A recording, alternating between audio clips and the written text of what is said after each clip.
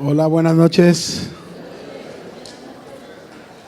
Vamos a continuar donde nos quedamos. Dijimos claramente que para poder entender la doctrina de la salvación era muy importante entender algunos aspectos de la vida de Jesús, que es el Salvador. Por ejemplo, vimos nosotros la vida de Jesús, ¿quién es Él? También vimos la obra de la cruz, que es muy importante en la salvación, y nos quedamos viendo la obra de la resurrección. Ahí es donde vimos algunos puntos y aquí vamos a retomar, aquí es donde vamos a continuar. Así que la obra de la resurrección estamos aprendiéndola y lo importante de esta para poder entender la doctrina de la salvación, ¿no? Ahora, en la importancia de la resurrección hemos visto dos puntos que lo recuerdo. Vimos que la resurrección de Cristo demostró que Él no es ningún mentiroso. Lo que Él dijo, así fue, así se cumplió, ¿no? Y el segundo punto que vimos, que Jesús fue declarado Hijo de Dios precisamente por su resurrección. Ahora vamos al tercer punto. Aquí es donde retomamos. La resurrección es la señal definitiva. La resurrección es la señal definitiva que confirma quién es Jesús.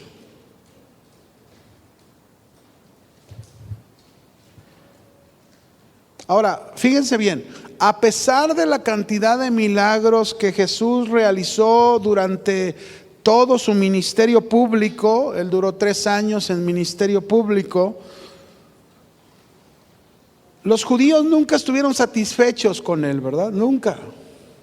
Una y otra vez le preguntaban a Jesús, tratando de justificar su incredulidad, diciendo que no tenían ellos, según ellos, suficientes evidencias, pidiéndole una señal. Siempre así fue.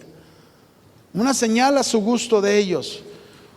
En un momento determinado nosotros vemos que el Señor les dijo que la señal que Él les daría sería su resurrección. Fíjense, vaya conmigo a Mateo 12, verso 39 al 40.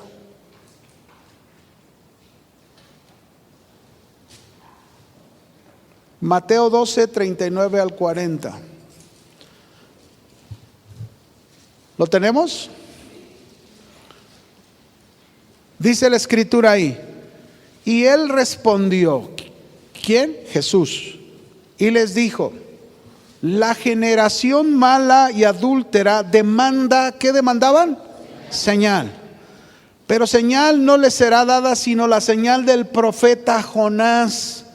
Porque como estuvo Jonás en el vientre de un pez 3 días y 3 noches, así estará el Hijo del Hombre en el corazón de la tierra 3 días y 3 noches.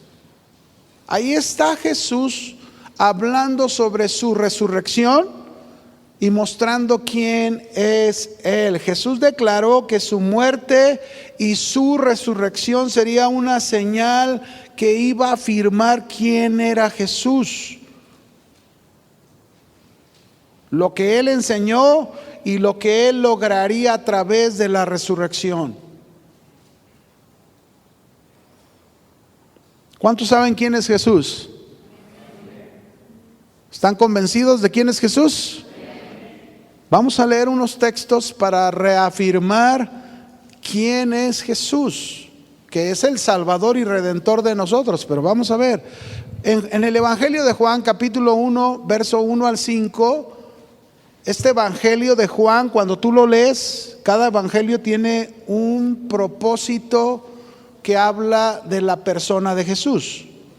Por ejemplo, si tú lees el Evangelio de Mateo, Mateo te presenta a Jesús como el Mesías, el Rey. Por eso, si te fijas, cronológicamente los evangelios no están ordenados, no están en el orden cronológico, pero colocaron el libro de Mateo después del Antiguo Testamento, porque concuerda. Ellos esperaban un Mesías Y el Evangelio de Mateo habla precisamente Jesús es rey, Jesús es el Mesías esperado. Y luego Lucas lo presenta a Jesús como Marcos lo presenta como el siervo. Jesús no vino como rey, su primera venida fue como un siervo. Vino a servir y a dar su vida en rescate por todos nosotros. Pero luego viene el Evangelio de Lucas. Lucas nos presenta a Jesús como el hombre. Jesús fue completamente hombre. A lo mejor por ahí vas a oír alguna doctrina que te diga, no, él era medio hombre, medio divino. No, él era completamente hombre y completamente Dios. Y el Evangelio de Juan, precisamente lo que vamos a leer, lo presenta quién es Jesús. Aquí dice, ¿ya lo tienen? En el principio era el verbo. Este verbo se está refiriendo a Jesús. Y el verbo era con Dios y el verbo era Dios. Jesús es Dios. Este era en el principio con Dios y todas las cosas por Él fueron hechas. ¿Cuántas? En el cielo, en la tierra y debajo de la tierra. Todas las cosas. Y sin Él, nada de lo que ha sido hecho fue hecho. En Él estaba la vida y la vida era la luz de los hombres. La luz en las tinieblas resplandece y las tinieblas no prevalecieron contra ella. Este es Jesús que en su resurrección nos demostró quién es Él. Jesús es Dios, nuestro Salvador. Colosenses capítulo 1, versículo 15.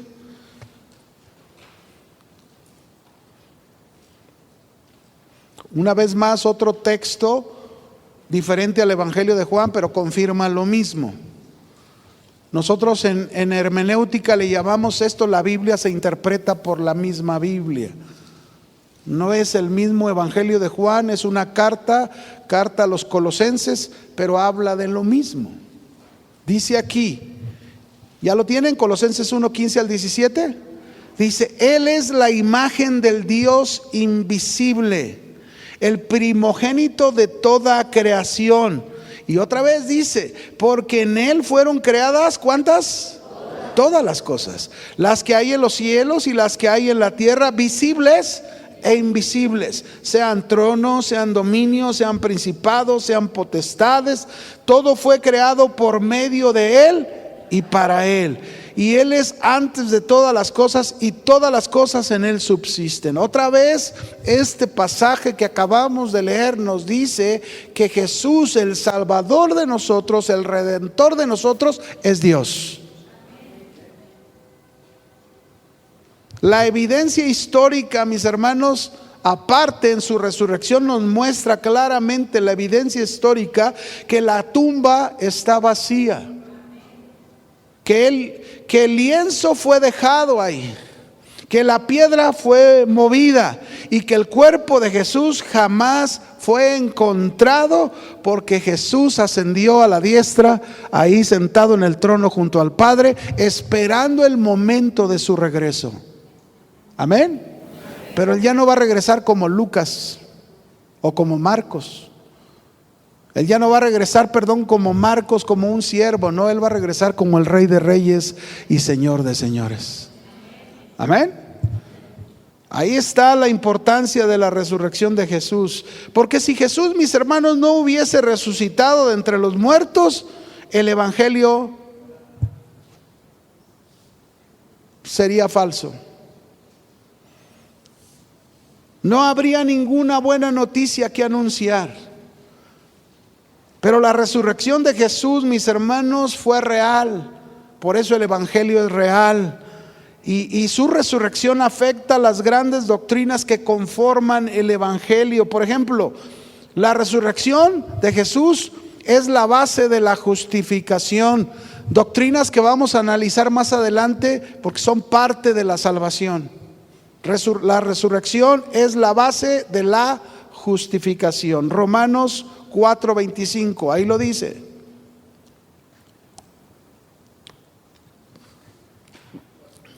Romanos 4:25. ¿Listos? ¿Lo tenemos?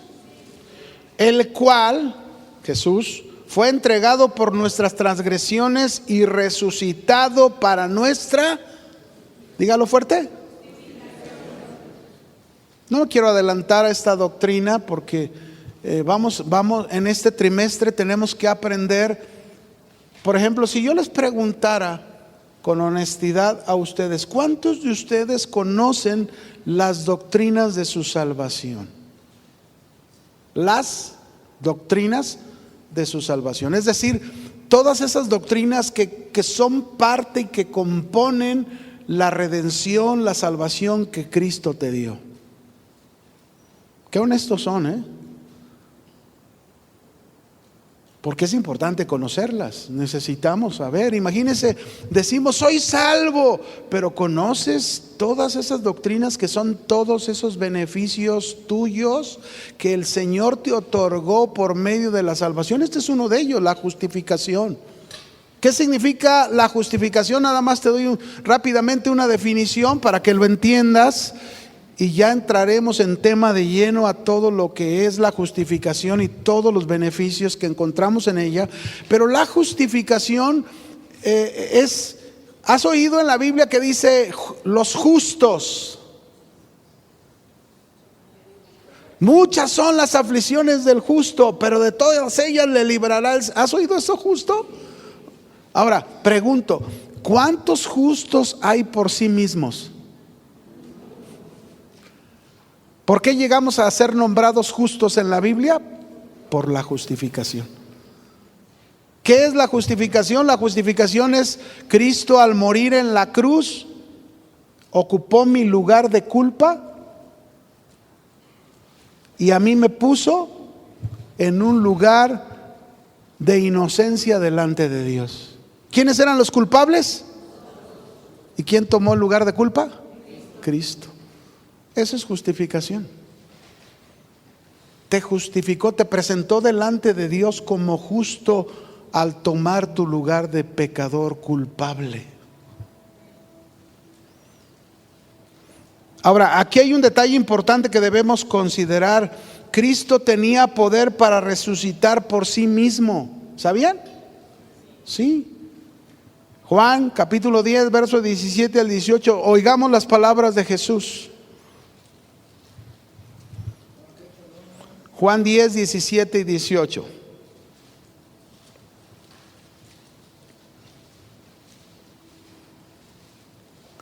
¿Lo tienen?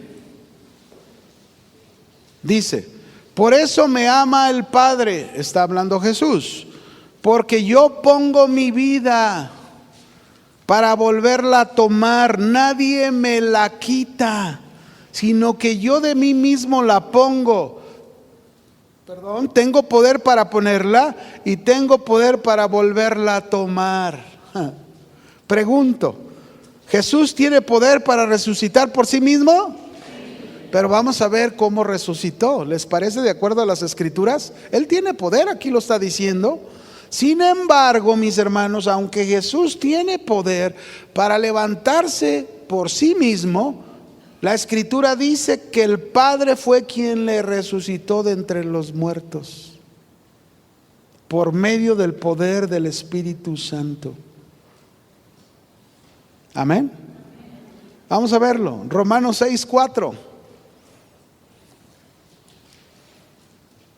Usted mismo compruébelo lo que dice la Escritura.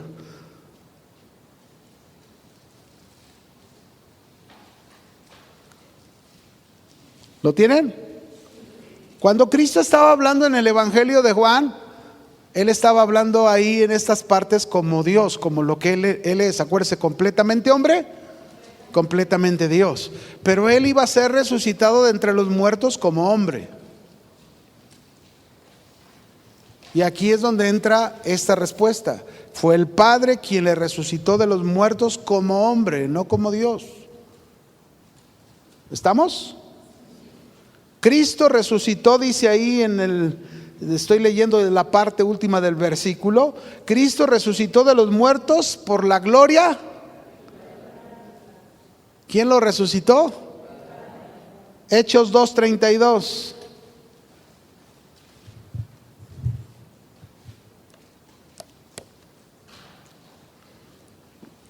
¿Lo tiene? A este Jesús resucitó. ¿Quién lo resucitó? Dios. Hechos 13:30.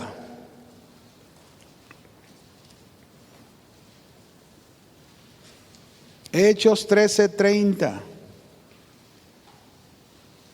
Dice ahí, mas Dios le levantó de los muertos.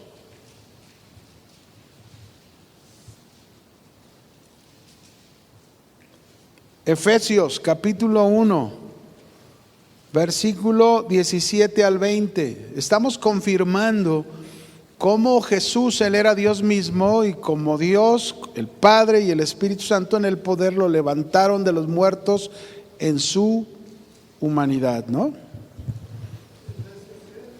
Capítulo 1, versos 17 al 20.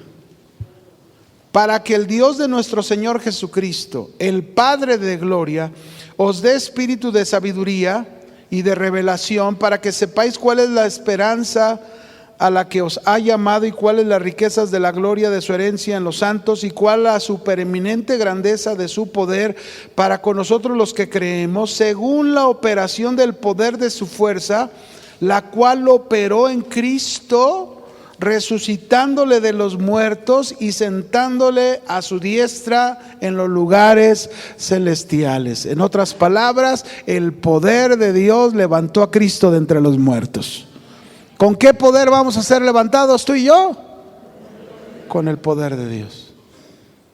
El Padre levantó a su Hijo de entre los muertos, sellando así la obra de Cristo y poniendo de esta manera su sello de aprobación a la redención que Cristo realizó en la cruz por todos los pecadores. Esta es la base. La resurrección es ese sello, ¿verdad? Ahora, vamos a otro punto. La resurrección de Cristo, porque estamos viendo la importancia de la resurrección de Cristo, que tiene que ver con nuestra salvación, con nuestra redención. La resurrección de Cristo dependía mucho de esa resurrección, la misión del Espíritu Santo. Jesús dijo, cuando estaba aquí antes de morir y resucitar y ascender, Él dijo que Él enviaría al Espíritu Santo una vez que Él hubiese subido al Padre. El Señor se estaba refiriendo a su ascensión, ¿verdad? Es decir, muere, resucita y luego asciende al Padre. Así que, por lo tanto, si Cristo no hubiese resucitado, Jesucristo no hubiese ascendido al Padre, ni tampoco hubiese enviado al Espíritu Santo. Pero Él resucitó y Él ascendió al Padre, y el Espíritu Santo fue derramado sobre todos los creyentes desde el tiempo del Pentecostés hasta el día en que Cristo regrese por su iglesia. La misión en este tiempo, desde el ascenso de Cristo al cielo, la misión está en manos del Espíritu Santo.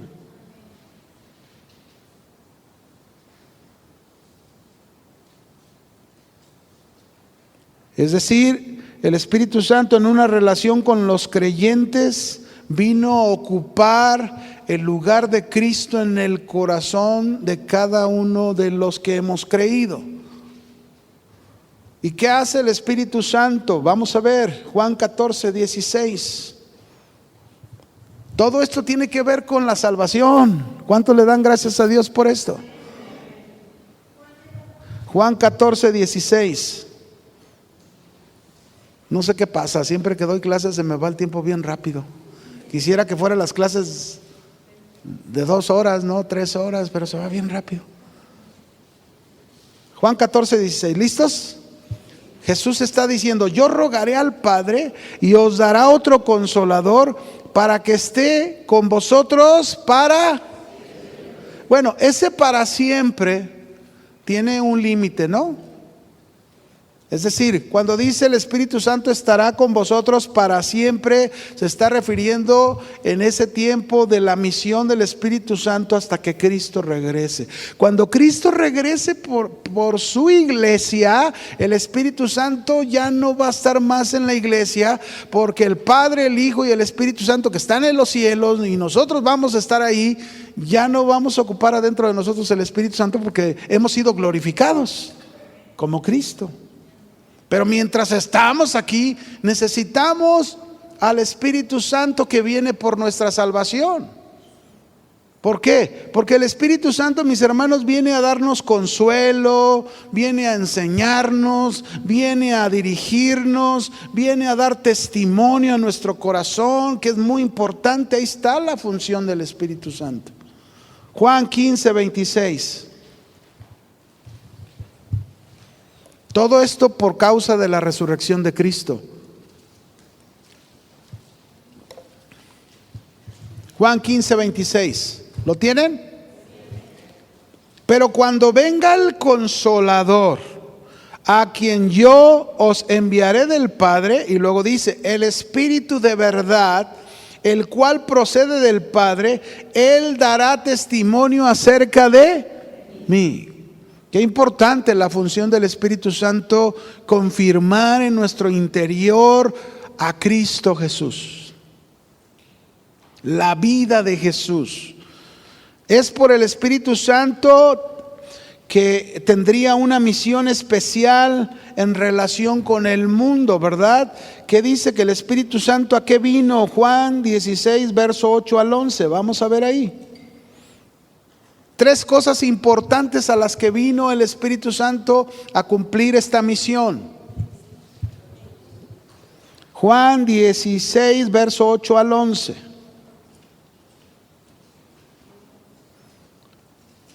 ¿Listos?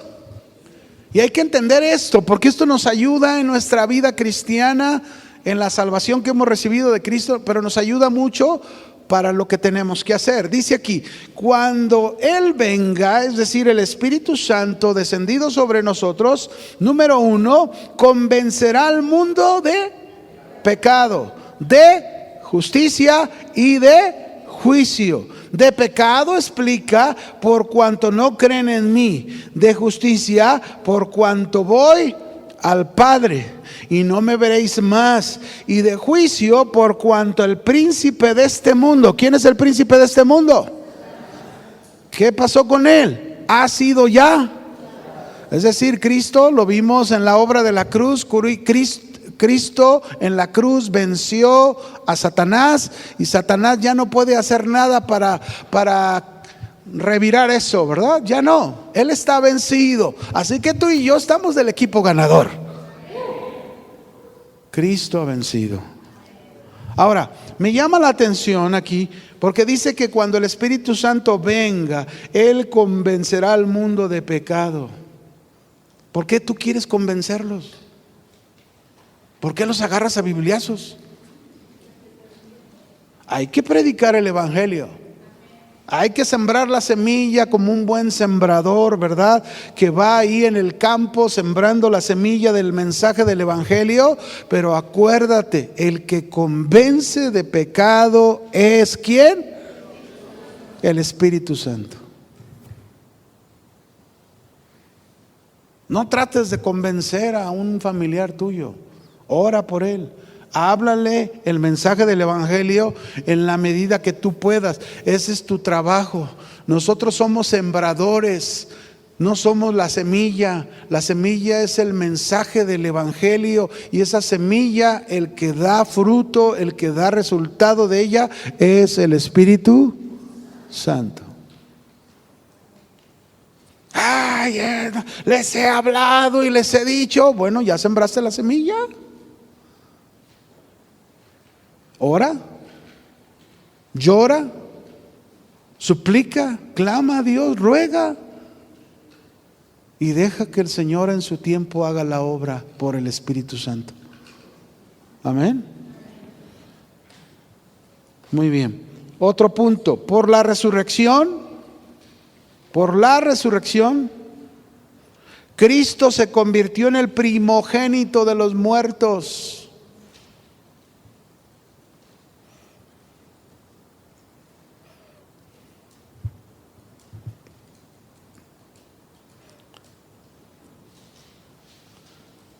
¿Qué significa esto? Primogénito de los muertos, que es el primero que ha resucitado.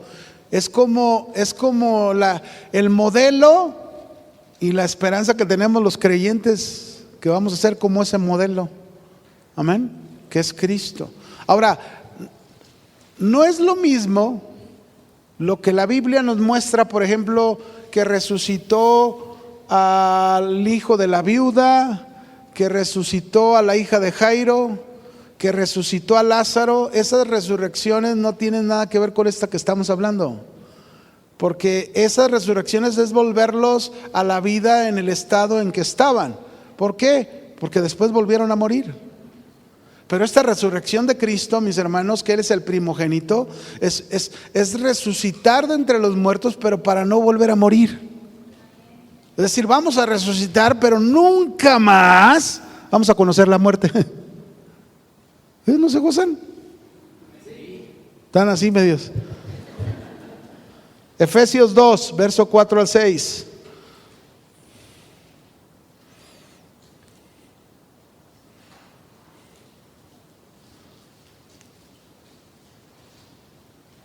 Dice ahí, pero Dios, que es rico en misericordia, por su gran amor con que nos amó, aun estando muertos en pecados, nos dio vida juntamente con Cristo. Por gracia somos salvos, y juntamente con Él nos resucitó, y asimismo nos hizo sentar en los lugares celestiales con Cristo Jesús. Muchos cristianos, mis hermanos, a veces no entendemos estas palabras tan profundas. Es decir, aquí dice que por gracia fuimos salvos. Y luego nos explica lo que es esta salvación. Porque dice, y juntamente con Jesús nos resucitó.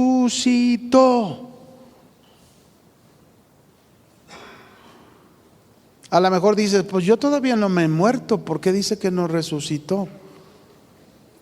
Pues ahí es donde hay que entender, ¿verdad? Acuérdese que la paga del pecado es, antes de conocer a Cristo, por causa de nuestro pecado, ¿cómo estábamos espiritualmente? Solamente vivíamos en el alma y el cuerpo. La parte espiritual estaba muerta. Y luego yo les he explicado, cuando hablamos de muerte, la muerte tiene 3 etapas.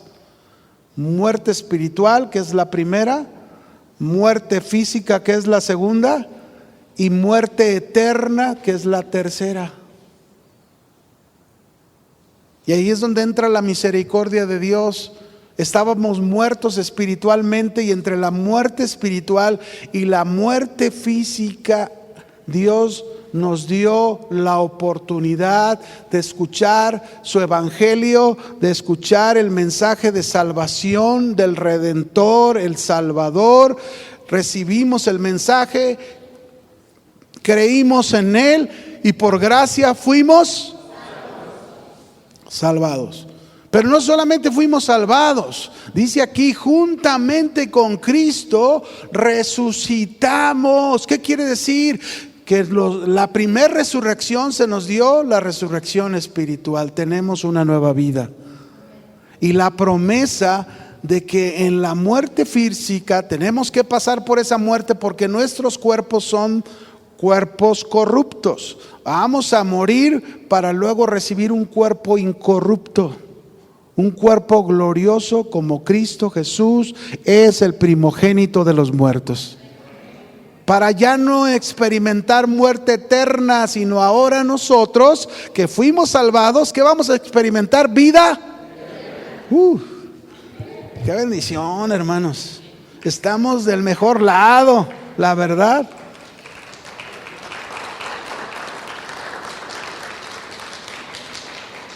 Entonces, lo que Pablo nos está diciendo cuando habla de que Él es el primogénito de los muertos, nos está diciendo que en la resurrección de Cristo sirve como un prototipo de la resurrección de los creyentes.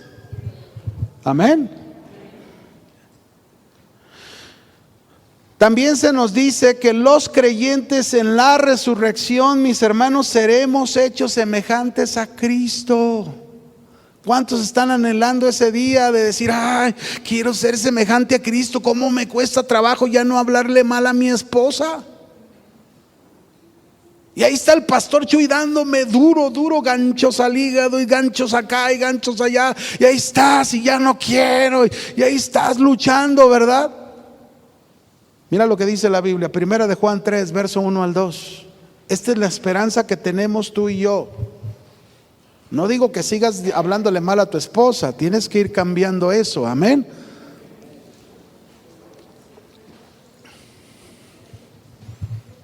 Primera de Juan, capítulo 3, verso 1 al 2. ¿Listos? Dice, mirad, cuál amor nos ha dado al Padre para que seamos llamados. Híjole, qué hermoso la escritura, mis hermanos. Observen, vean bien cuál amor nos ha dado al Padre. Nosotros no teníamos el mínimo merecimiento de ser llamados hijos de Dios. Fuiste hecho hijo de Dios por lo que Cristo hizo en la cruz. Fuiste hecha una hija de Dios por lo que Cristo hizo en la cruz. Eso es lo que quiere decir aquí. Por eso el mundo no nos conoce, porque no le conoció a Él. No te conocen. Es que raro esta chava, qué raro este cuate. Y ahí está la joven que va a su escuela, ¿verdad? Faltó un maestro en la escuela y están todos los compañeros y las compañeras hablando, y luego ya están diciendo las mujeres presumiendo cuántas veces ya se han acostado con hombres, y los hombres no se diga con las jóvenes. Y entonces le preguntan a esta joven cristiana, ¿y tú qué dices? Yo he decidido guardar mi vida para el hombre que Dios tiene para mí. Está loca. ¿De dónde viene? Anticuada. ¿Cuántas cosas no le van a decir? Pero ella es una hija de Dios. El mundo no la conoce, como no conoció a Cristo. Pero luego dice, amados, ahora, ¿cuándo? Somos hijos de Dios. Aún no se ha manifestado lo que hemos de ser. Es decir, todavía batallamos con muchas cosas en nuestra vida, todavía no. Pero sabemos, es decir, debemos estar bien convencidos que cuando Cristo se manifieste, es decir, cuando Cristo regrese por nosotros, seremos semejantes a Él, porque le veremos tal como Él es. Eso es la resurrección de los muertos, mis hermanos. Cuando seamos resucitados de entre los muertos, o algunos que les toque estar con vida cuando Cristo regrese, serán transformados en un abrir y cerrar de ojos y serán hechos semejantes a Cristo Jesús.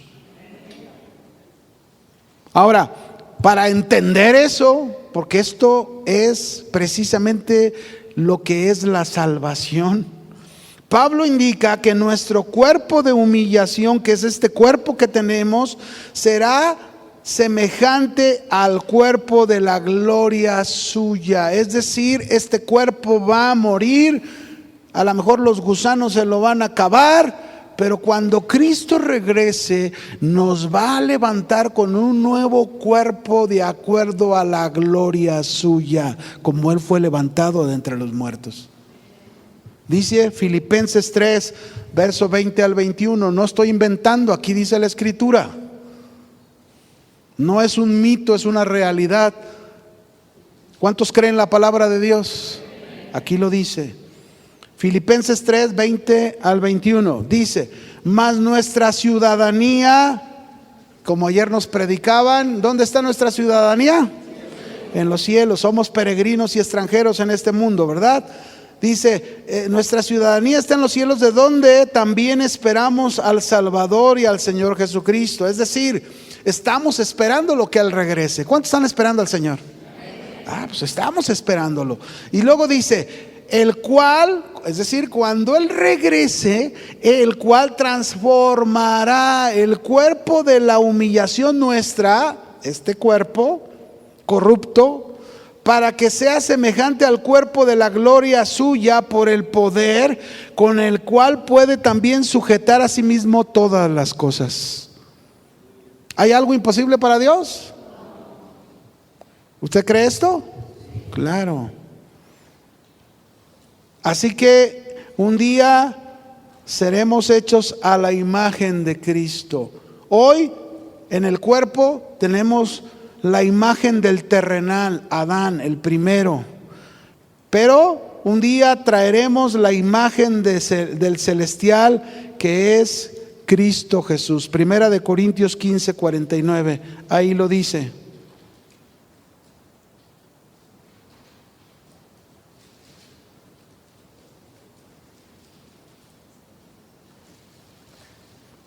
Y así como hemos traído la imagen del terrenal, es decir, Adán, traeremos también la imagen del celestial.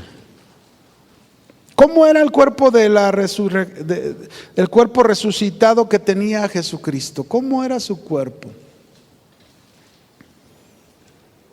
¿Las personas lo podían conocer? ¿Sí o no? Claro. Juan capítulo 20, verso 19, vamos a comprobarlo. 19 y 20.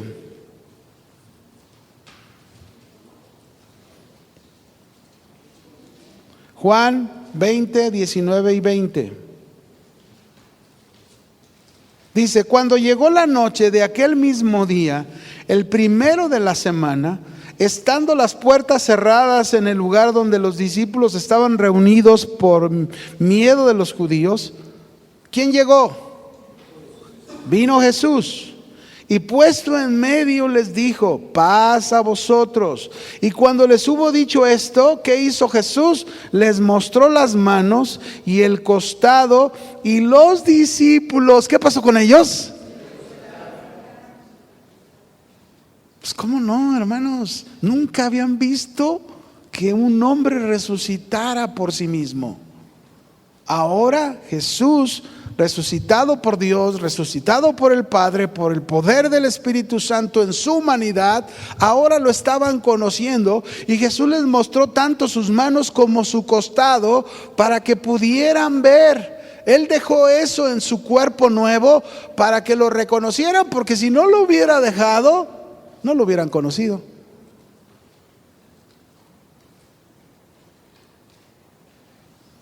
Él tenía las heridas causadas por la crucifixión.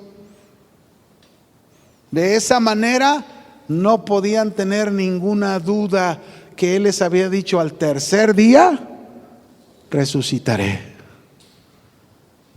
Jesús tenía la capacidad, con el nuevo cuerpo glorificado, tenía la capacidad, no la necesidad, la capacidad, pero no la necesidad de comer. ¿Sabían? Lucas, vamos a verlo, Lucas 24, versículo 25 al 31. ¿Por qué nos está hablando esto el pastor? Porque esto es parte de la resurrección, esto es lo que va a pasar. Este es el final de nuestra redención total.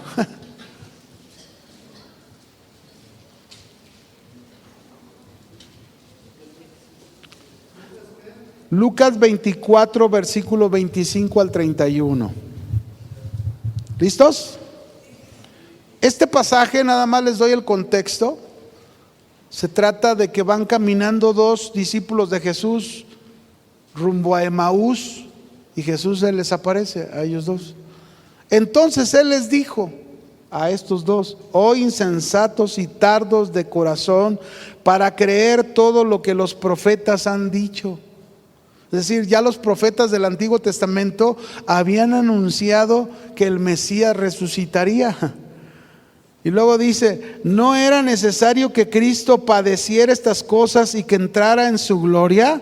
Y comenzando desde Moisés y siguiendo por todos los, vea lo que hizo Jesús. Les mostró a través de las escrituras, les declaraba con todo lo que ellas hablaban de Jesús. Llegaron a la aldea donde iban y él hizo como que iba más lejos, mas ellos le obligaron a quedarse diciendo: quédate con nosotros porque se hace tarde y el día ya ha declinado. Es decir, no querían que se fuera, estaban tan deleitados con lo que les estaba enseñando. Síguenos hablando, no te vayas. Mas ellos, dice, le obligaron a quedarse porque ya era tarde. Entró pues a quedarse con ellos, verso 30, y aconteció que estando sentados ellos a la mesa, ¿qué hizo Jesús? Tomó el pan, lo bendijo, lo partió y les dio, y entonces les fueron abiertos los ojos y le reconocieron: es Jesús. Mas él desapareció de su vista. ¿Cómo vas a hacer con ese cuerpo nuevo? ¿Te diste cuenta? ¿No crees en eso? Ni que los superhéroes, ni que nada, hermano. Nada que ver. Esas son fantasías. Esto es una realidad. Lucas 24, verso 41 al 43. Sigue diciendo la escritura: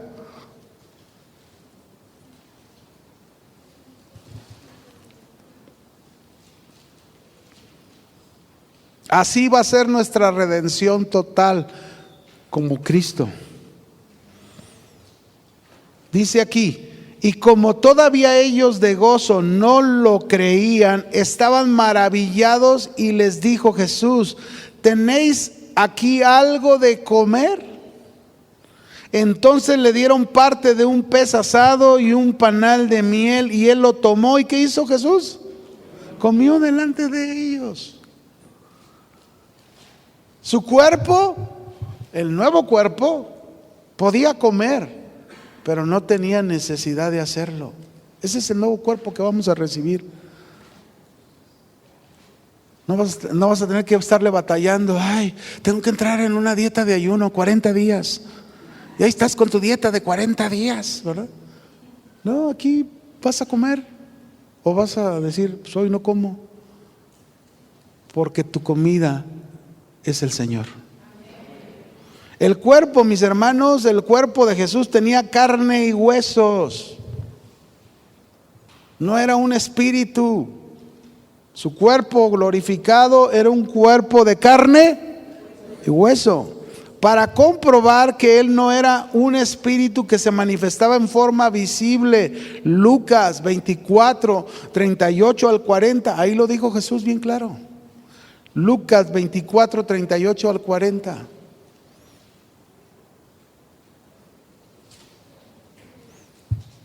Pero él les dijo a sus discípulos: ¿por qué están turbados? Y vienen a vuestros corazones estos pensamientos. Ellos pensaban que se les había aparecido un espíritu cuando era Jesús resucitado.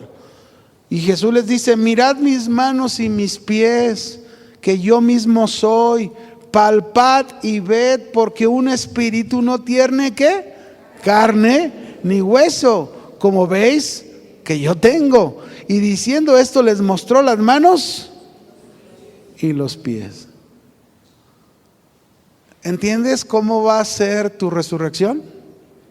Si Él es el prototipo, si Él es el primogénito de entre los muertos, el primero, y nosotros vamos a ser resucitados en nuestra salvación total al final, cuando Él venga y nos glorifique completamente, así vamos a ser semejantes a Él. Jesús podía, mis hermanos, en ese cuerpo, fíjate bien, en ese cuerpo, Él podía entrar en los cuartos cerrados sin abrir las puertas. Juan 20, 19. No te voy a hablar más cosas porque no estamos hablando de escatología, ¿no? Es una materia que vamos a comenzar en el avanzado, que habla sobre todos los eventos futuros de acuerdo a la Escritura y lo que nosotros debemos aprender y prepararnos para esos eventos futuros. Juan 20:19 dice: cuando llegó la noche, aquel mismo día, el primero de la semana, estando las puertas cerradas en el lugar donde los discípulos estaban reunidos por miedo de los judíos. ¿Cómo estaban las puertas? Cerradas. Y vaya que estaban bien cerradas, porque tenían miedo. Vino Jesús y puesto en medio, ¿dónde apareció Jesús? ¿Cómo le hizo? ¿Cómo le hizo, hermanos? Si tenía un cuerpo nuevo, un cuerpo glorificado de carne y hueso, ya vimos. ¿Acaso lo dejó a un lado y luego anduvo en el Espíritu? No, su cuerpo glorificado podía atravesar o podía aparecer y desaparecer. Veo que muchos no creen esto, ¿eh? Pero así vamos a ser como Él. Claro, no con el pensamiento que tienes ahorita, no con los malos pensamientos que todavía tienes en tu cabeza. Vas a ser santificado en el espíritu, en el alma y en el cuerpo. Y cuando tengas este cuerpo nuevo, que es decir, ha sido completamente glorificado, pues vamos a ser semejantes a Él en todo, en la forma de pensar, en la forma de conducirnos y en el cuerpo. Esta es nuestra salvación, ¿sabían? Esa es. Jesús podía ascender al cielo. ¿Cómo ascendió al cielo? Hasta el tercer cielo. ¿Sabes qué enorme es el universo? Cuando dicen que hay millones y millones de galaxias, ¿hasta dónde está el tercer cielo detrás de todo eso? Y Jesús, cuando regrese, va a venir en una nube. Pero así vamos a ser nosotros, semejantes a Él. Wow. Qué bendición, ¿no, hermanos? Qué bendición la resurrección de Cristo. Ahora, fíjense bien, no solamente queda en eso. La resurrección, nos quedan 5 minutos. ¿Me aguantan o ya nos vamos? Es lo que les digo. Algunos quisiéramos 2 horas, pero no podemos. No, yo sé que algunos se tienen que ir en camión y la verdad tampoco no queremos ser imprudentes en eso. Aquí nos vamos a quedar y este otro punto lo vemos en la siguiente clase. ¿Les parece? Los dejo picados con ganas para que, ¿qué nos va a decir, verdad? Pues aquí. Que Dios les bendiga. Cuídense mucho.